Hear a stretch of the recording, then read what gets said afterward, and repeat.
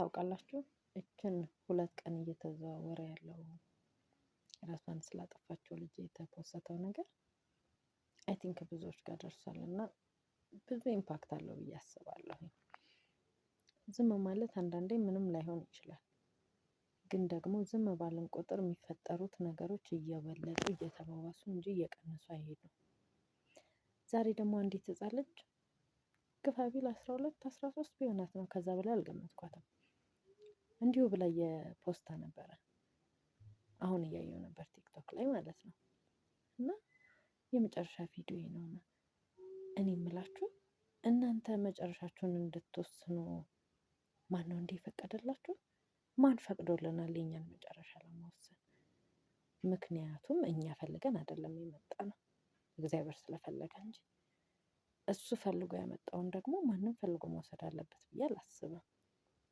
በነገራችን ላይ ሰው በህይወቱ በጣም ብዙ ነገር ያሳልፋል። አይ ነው ያለበትን ስሜት የሚያውቀው ያለው ያ ሰው ነው። ለመረዳት እንሞክራለን፣ ግን ደግሞ አንዳንዴ እግዚአብሔር እኮ ከኛ የባሱ ሰዎችን በዙሪያችን የሚያደርገው በተለያየ አጋጣሚ ከኛ የባሱ ሰዎችን እንድናይ የሚያደርገን እኛ ባለን ነገር እንድንጽናና ነው። ሁሌም የበላዮቻችንን ብቻ ሳይሆን የበታቾቻችንን ማየት ይጠበቅብናል። ለሁሉም ሰው ደግሞ ያ ነገር አለ። ሁሉም ሰው የበላይ ብቻ አይደለም ያለው፣ ከሱ በታች ብዙ ነገር እያሳለፈ ያለ ሰው አለ። የበታችና የበላይ ማለት ባለው ነገር በምናምን አይደለም፣ በስሜት በሚያሳልፈው ችግር፣ ባለው ደስታ፣ በሁሉም ነገር። ምክንያቱም እግዚአብሔር ሰዎችን ሲፈጥር በተለያየ ሁኔታ ውስጥ የፈጠረው ቫራይቲ የሚባል ነገር የመጣው ለዛ ይመስለኛል። አይ ነው ያን ያህል ለመመራመር ምናምን ፈልጌ አይደለም፣ ግን የኔ ስሜት እንደዛ ነው። አንድ አይነት ብንሆንና ሁላችንም አንድ ተመሳሳይ ነገር ቢኖረንማ እንደውም ያኔ ነበር ላይፍ ቦሪንግ የሚሆነው። ግን አንዳንዴ ለምንድን ነው ይህን ያህል የሰለቸነው ብላችሁ አታስቡ?